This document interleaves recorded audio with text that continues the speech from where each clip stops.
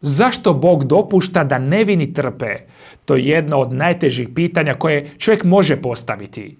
Danas ćemo razmotriti jednu poučnu priču koja nam pomaže dublje razumjeti Božju providnost. O dođi stvorče duše svet, pohodi duše vjernika. Hvaljen Isus i Marija, ovo je kanal Stopama Padre Pija i hvala vam što ste ovdje. U našim videima čućete više o životu tog svetog kapucina. A ako vam se sviđaju, lajkajte ih, podijelite i pretplatite se na kanal. Kliknite i zvono podsjetnika. Jednoga dana jedan je čovjek došao ocu Piju s dubokom boli u srcu. Bio je zbunjen i potresen onim što je vidio u svijetu. Rekao je ocu Piju: Oče, ne mogu razumjeti zašto Bog dopušta da dobri i nevini ljudi trpe.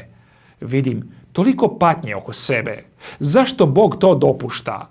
Otac Pio ga je pogledao s velikom ozbiljnošću i rekao: Sine moj, kada bi ljudi mogli vidjeti sve ono što Bog vidi, nikada ne bi sumnjali u njegovu pravdu. Zatim mu je ispričao jednu priču. Rekao je: Zamisli da stojiš ispred velikog tapiserijskog zida i gledaš njegovu stražnu stranu. Sve što vidiš jesu zapetljane niti, čvorovi i naizgled besmisleni uzorci. Čini se kao potpuni nered. Ali kada prijeđeš na drugu stranu i pogledaš tapiseriju sprijeda, vidiš prekrasnu sliku u kojoj svaka nit ima svoje mjesto. Na isti način, rekao mu je Padre Pio, i mi često vidimo samo stražnju stranu Božeg djela. Vidimo patnju, zbunjenost i nepravdu, ali Bog vidi cijelu sliku. On vidi kako se svaka pojedina nit uklapa u veliki plan koji vodi prema dobru. Čovjek je neko vrijeme šutio, razmišljajući o tim riječima. Zatim je upitao: Ali oče, što je s nevinima koji trpe? Padre Pio je odgovorio: Patnja nikada nije besmislena u Božjim očima.